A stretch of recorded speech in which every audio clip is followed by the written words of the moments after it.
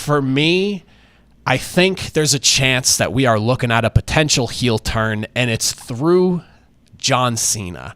I think John Cena, desperate to win himself his 17th championship, is going into the chamber, and what happens here, Cody, like you were saying earlier, very protective of his character, flirting with the heel turn, but not actually making the heel turn. This is the opportunity for a desperate John Cena, who kind of did a little bit of a heel thing and shoehorning himself into this match here without having to earn his opportunity. It has been absence ever since. Comes in, wins the match. Cody says no at Chamber to Rock and maybe takes the Rock up on this offer. And why not? John Cena, who wants to cement himself and was just talking, best for business, me winning the championship. He sounds like the company man that The Rock is asking Cody to be right now. There's a lot of bits and pieces that seem to be pointing to John Cena heel turn. And the way I see it, you don't need John Cena to sell merchandise anymore. That's what Cody Rhodes is doing. He is the John Cena merch guy that John Cena was for all those years. If you don't want to turn Cody heel, what better time than in Cena's final run to finally pull the trigger on a heel-esque John Cena where he aligns himself with the authority type deal, and we get this wild run of Cena as 17th champion, and he's a heel while doing it. That's something I don't think anyone would see coming, and I've just been stewing on this for days now. So this is what I'm hoping for, and I really hope to see. Well, Jason, what do we have here? A fully called finish to Elimination Chamber last night as John Cena completes a heel turn that, I'll be honest, I didn't realize I was so alone on an island about until I saw the internet's reaction and even listened to one of my best friend's reactions as we watched the show together. I've got to say, we've got so much to talk about the ramifications of John Cena taking the Rock's offer that he gave out to Cody, but thank you all for tuning in to another edition of Ringside Review. I'm Athan, and of course, joined alongside Jason Ounpraseuth of Nessun.com. We are reviewing Elimination Chamber. We're going to dive right into it. I want to hear your reactions, Jason, because mine was basically I told you so the whole way through. And like I said, I was watching with a really good friend of mine. I laid this out to him, basically how I did to you in our discussion last week, and he hit me with no, it can't go down like that. It's too late for a Cena heel turn, not in his final run. It can't be that way. And one of the last things he said to me when we hung up the phone and got off and we went to bed that night was, I cannot believe what I just witnessed as a diehard John Cena fan. I want to hear your takes, your thoughts. Where are we going now that John Cena has fully blown heel to the point where he left Cody Rhodes in a bloody mess alongside The Rock and, interestingly enough, Travis Scott? We'll probably get to that maybe at some points. But yeah, the whole Travis Scott was kind of hilarious, kind of threw me off for the moment, but still a minor nitpick in what was probably one of the best segments already in March, already one of the best segments of the year for WWE. When Cena won the Elimination Chamber, I still wasn't on your side, Athan, of the heel turn. I figured maybe, hey, Cena, Cody going up against The Rock. And I think after Cody dropped the go F yourself to The Rock, that's when I started getting hesitant. Like, oh, that's a very big line that, The Rock is his character, even personally himself, is not someone to be disrespected. And so you figured you have a backup plan if Cody tells him to F himself. And of course, the handshake, Cena going close to to Cody. That sort of cemented to me as like, oh, something's going to happen. And that the serious look, the Rock doing the slit throat and all of that, very well executed segments, kind of just saved the show for me. Kind of thought the Elimination Chamber was kind of middling, personally for me, and for WrestleMania, it's going to be a very interesting build, especially with, we saw all these months with Cena not being on TV. Is he going to be on TV a lot more now? Now he's lined with The Rock. I'm very curious where this is going to go. But shout out to you, Athan. You called it like pretty much 100%, minus Travis Scott, of course. Yeah, unfortunately, I did not foresee a Travis Scott appearance in John Cena's official heel turn with the WWE, but yeah, and you know what? We'll get into the chamber match for the women's side. We're going to talk some Kevin Owens and Sami Zayn and some of the ramifications off that, and again, massive moments in the women's chamber match to kick things off, but The big thing I want to look at here right now, like we said, ramifications, where this kind of goes. How do we get from here? Because John Cena is, while this is his return year, he is on a bit of a limited kind of slate of matches. We're only going to see him for so many dates. And I'm assuming that a good chunk of them has to be in this build now. I feel like if WWE goes the route of John Cena maybe continuing the whole I'm not around, but I am being a part of all of this, I don't think I'll like that. I want to hear from Cena eventually. And I loved the mic drop that he did when he came out for his press conference last night after the show was over. I thought, it made sense. I would have liked to have heard something from him, but this is him going full-fledged heel. I don't have to answer to anybody. This is best for business. He teased it in that Royal Rumble press conference that he had a month ago now at this point. But my question for you right now, apparently The Rock said something about going to tape a movie out in Africa, I believe this week. So are we going to see either John Cena or The Rock on SmackDown? Do they go the route of Cena's just going to play the I'm too busy for this, but I am in the championship match? Like, what is this going to look like in your eyes? Because I at this point, I think I'm leaning towards if he's making appearances, he's going to be buttoned up. He's going to be in a suit. I know there was a lot of conversation last night being spun around the internet about what his theme song is going to be, if it's going to be the one that he alluded to in his Chris Van Vliet interview from a few months back. What do you think it looks like from between now and just WrestleMania as a whole? Yeah, I kind of hope it doesn't go where you're sort of alluding to, Athan, or at least a suggestion yet you made that The Rock and Cena just don't appear and we're just kind of relying on Cody to build this feud. I mean, Cody could definitely do that. He's very talented in that aspect. But still, I kind of do want to see some back and forth between him and Cena, especially the promos itself. I think that's really all you need to do is just build out through the promos, have Cena cut his "You People" heel promo, and I think you need at least one or two of those from now until at least a month from now, because I think they're only probably going to appear on, like you said, a handful of shows, and I don't want to see an absent John Cena, even though, like, yes, that would make sense from a heel perspective, but in terms of building heat and really building a heel character, you need to be out there in person in front of live crowds and have people interact with you rather than just be this absent figure. Yeah, I'm with you on that. That is the one concern I have about this all right now is just John Cena's absence and where all of his dates are actually going to lie. Because the other issue we have, if we kind of look forward and go like long term now, so down the road, like where does this go? If John Cena is in pursuit of the 17th championship, he has desperately now accepted The Rock's offer, like I had talked about prior to the event.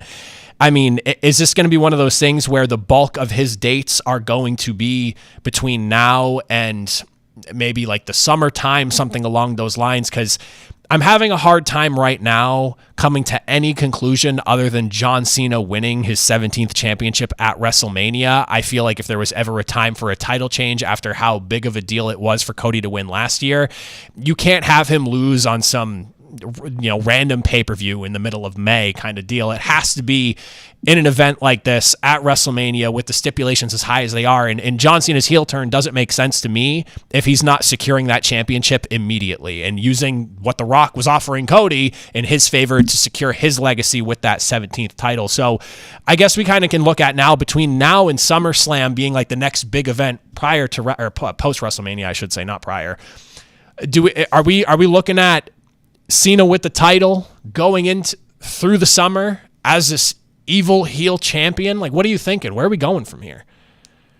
I could definitely see that. I'm with you. Like, if Cena doesn't win the title at Mania, the Elimination Chamber segment is kind of just for naught, pretty much. Like, you did this big heel turn to basically just have him lose in a month. Like, doesn't really make much sense to me.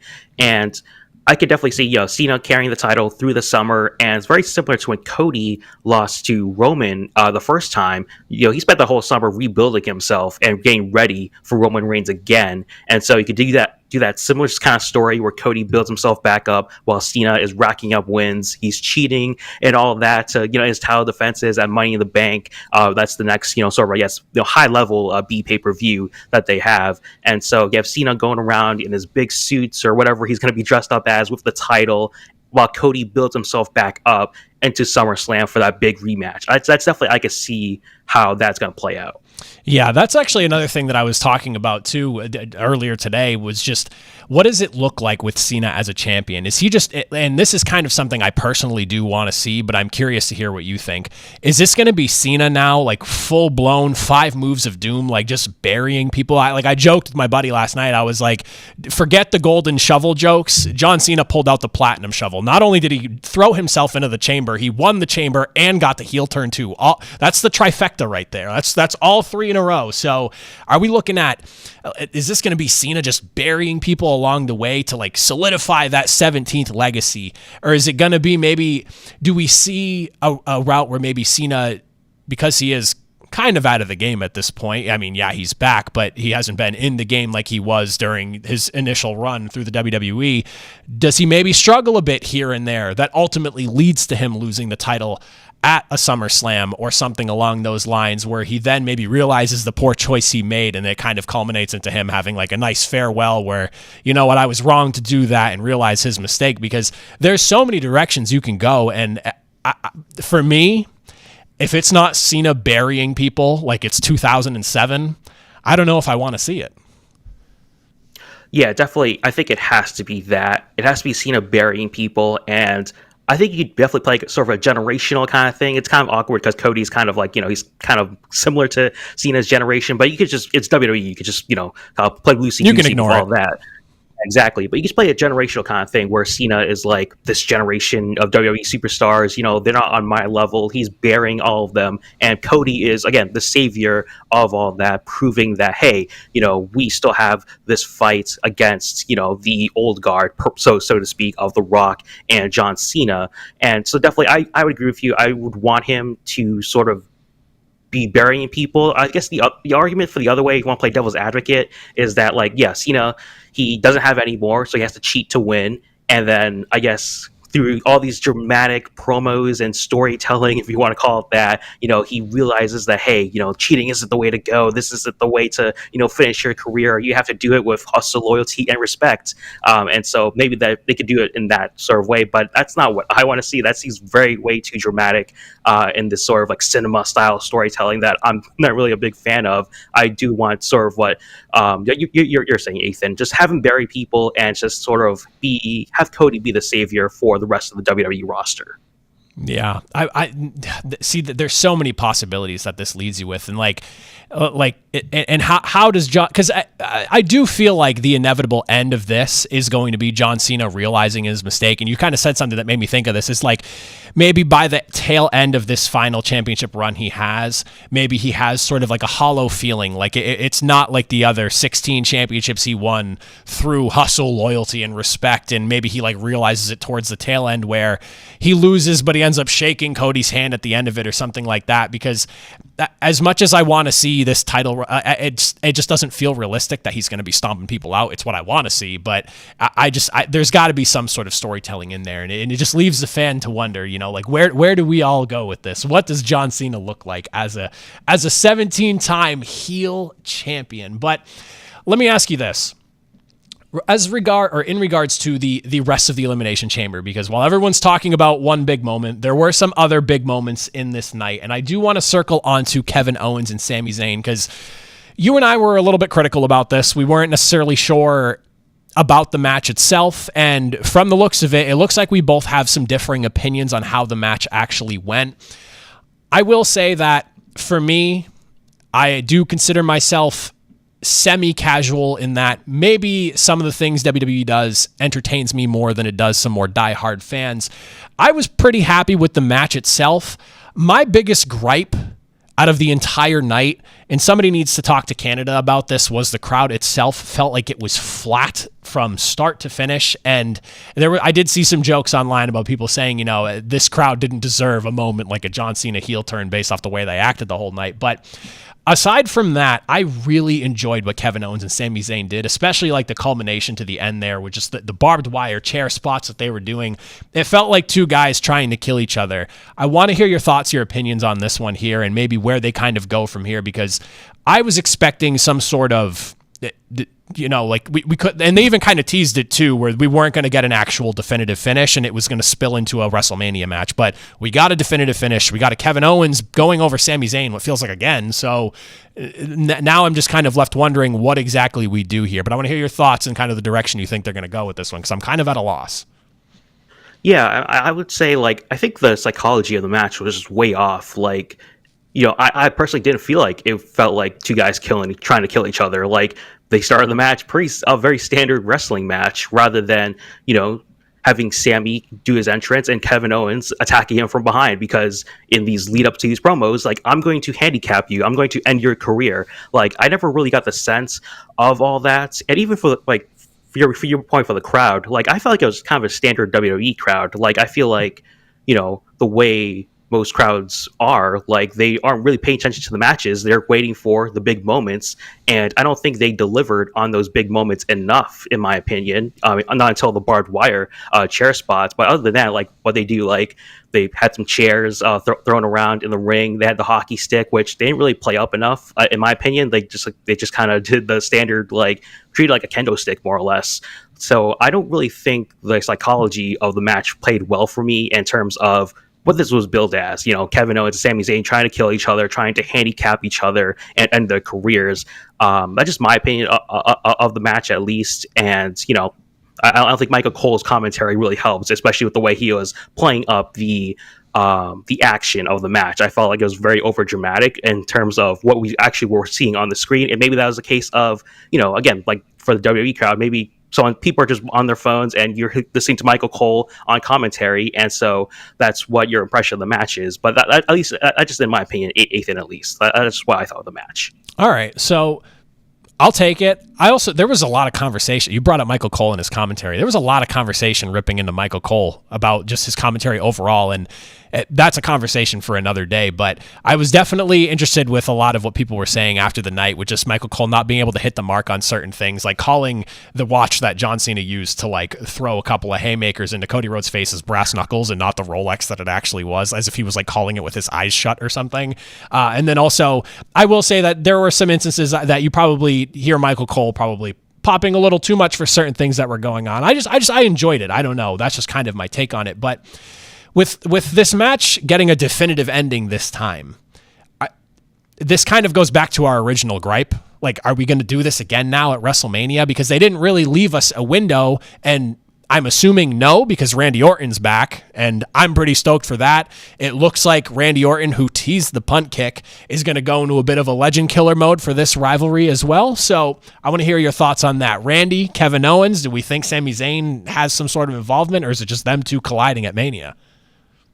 I think, again, with the psychology of the match, you would think Sami Zayn is out until Mania, and I could definitely see him running in to protect Randy when Kevin Owens is, probably going in for the win. I could definitely see that happening, and Randy Orton, I guess, being this like, I guess, purveyor of justice against Kevin Owens, just trying to right his wrong of, the things that he's done over these past couple months against Cody, against Sami Zayn. And so I definitely can see Sami Zayn having an involvement with the match, probably just more of a run-in rather than just maybe a triple threat, perhaps. Because like you said, like, I don't want to see these two facing off in a match for a long time, at least a year or two.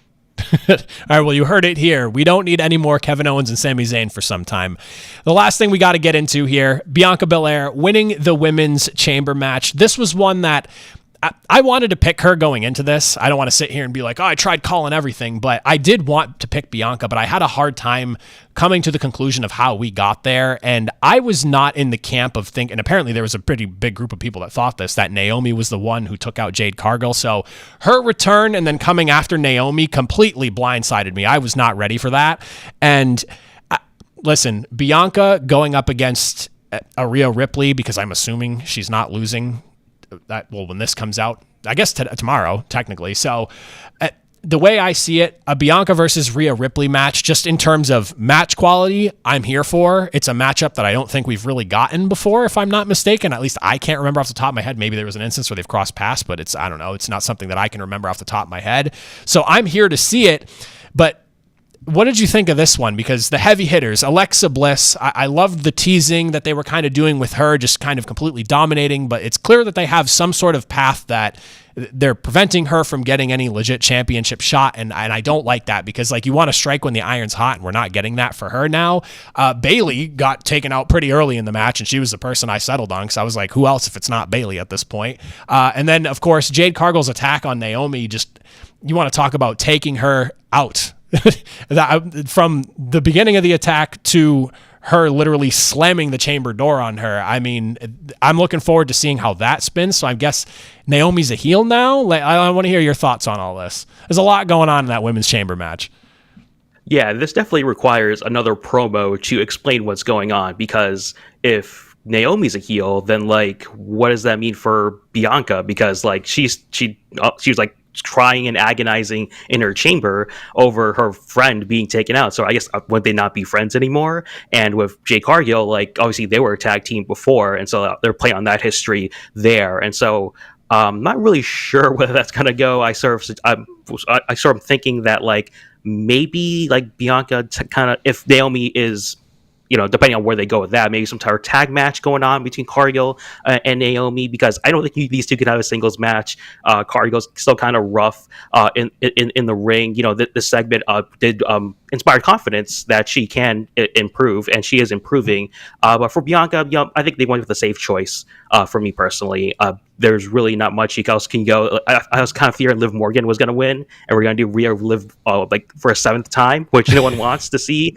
Same with Kevin Owens and Sami Zayn, and so I thought that was a safe choice. And you know, Bianca is a legitimate big star, and you know, that hair whip spot is just like, I'm surprised they don't do that at every big show, because it's just one of the highlights of her matches every time she does that hair whip spot. Yeah, oh man, dude, that hair whip off of Liv Morgan's back, my God, like, you talk about a crack, and like the welt afterwards, because there were some pictures of it too. Holy moly, it's like it's literally like having a weapon growing off the top of your head. It's insane. But yeah, I think I'm with you on the safe pick. I really like Bianca, and I've actually, for me, even like for the last, like, I don't know, however, it feels like a year that they've been a tag team, or that she's been doing tag team-esque work. I've been kind of in the boat of like, I like Bianca as a singles competitor. She is just an extreme athlete, and I think she's one of the peak women's wrestlers that they have right now, and I want to see her doing another singles run. I'm assuming that the Jade Cargill Naomi thing might end up serving as like some sort of distraction to that potential championship match, so maybe that's like the out for her to lose, is that she couldn't focus on this big opportunity because her two best friends are fighting kind of deal. Like, maybe that's the route they go, but I'm fine with her winning it. I like the matchup. Her and Rhea should tear the house down. I would be shocked if it doesn't end up being a really good matchup between the two of them, because both of them are phenomenal in the ring. So I think we're booked for a really good WrestleMania match between the two. I know I'm kind of writing off Io Sky here, but I don't think she wins on Monday night, just on an arbitrary Monday before WrestleMania. Unless I'm completely wrong on that one and whiff, I guess I can only be right so many times. So I guess we're going to just see a really good matchup between the two of them at WrestleMania, and I'm here for it. Yeah, I mean, WWE just never hesitates to throw, you know, trash or shade at Io Sky. It just seems like they never want to push her, even though like they're like half-heartedly kind of push her. It's a very weird kind of thing.